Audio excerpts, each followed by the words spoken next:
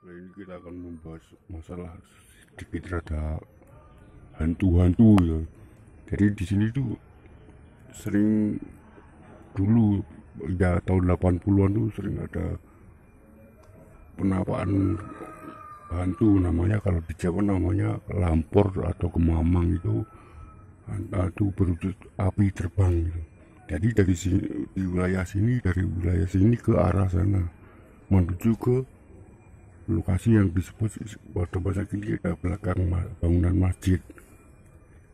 Dari lokasinya ya kita bisa sedikit meraba dari peradaban dan budaya Jawa kuno.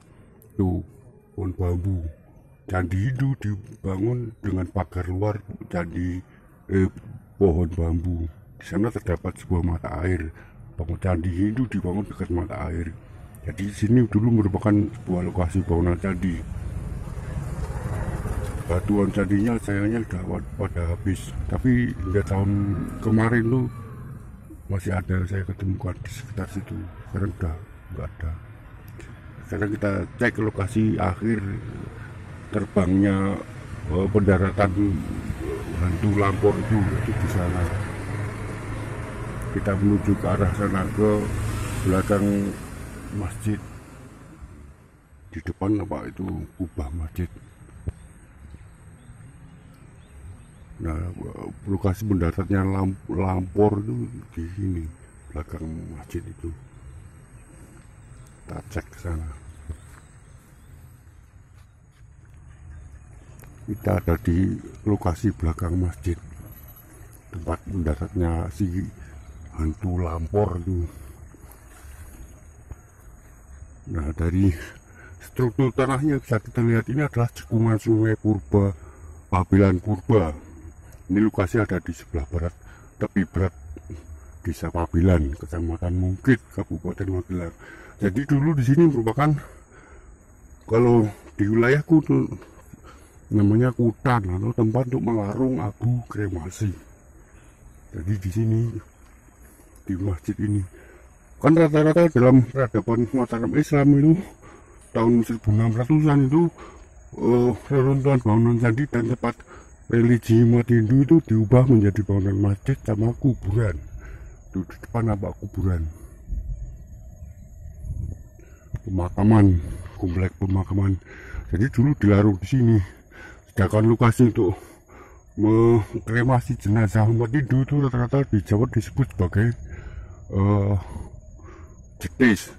Jadi sini wilayah Jetis pada abad 8, sekarang pada masa kini menjadi namanya, di sebelah sana itu ada dusun, bukan dusun tapi tempat masih di Desa Pabilan itu ada wilayah namanya Kabungan. Nah, dari kata itu bisa kita terjemahkan kapong atau kobong.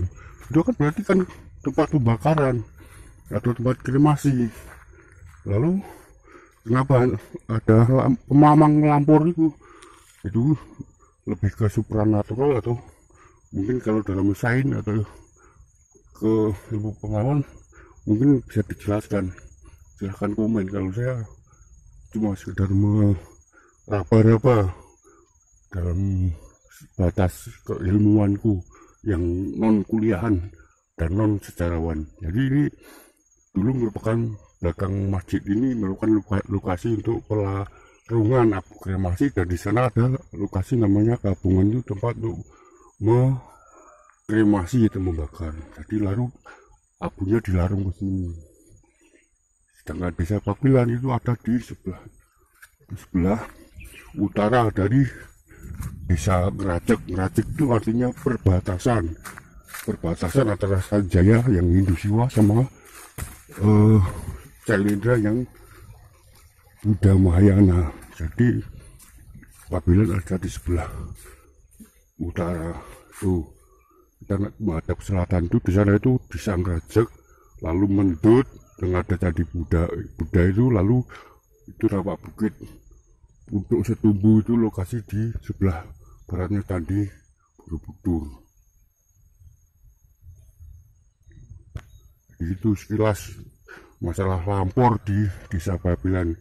Lalu gimana dengan kesamaan dengan kasus mirip yang yaitu masalah lampor di desaku atau di Sri Tampiku, Kecamatan Mungkit.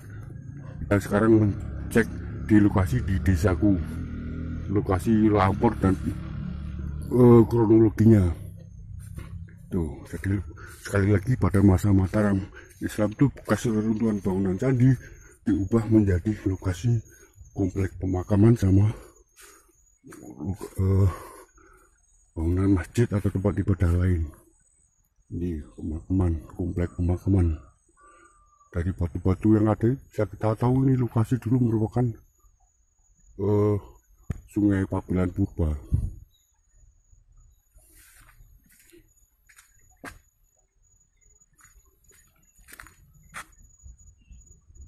Di utara desa Ngerajek atau Pager Besi, batas Sanjaya sama Sailendra.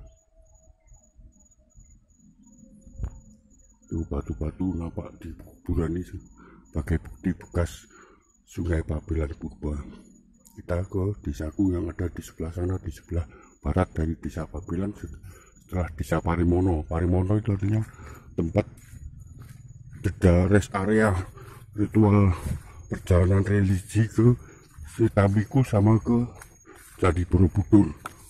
Yang masa tahun kemarin ada Tilah Tudong itu para biksu Thailand ke Candi Borobudur. Dan sekali lagi saya lihat nih banyak pohon bambu.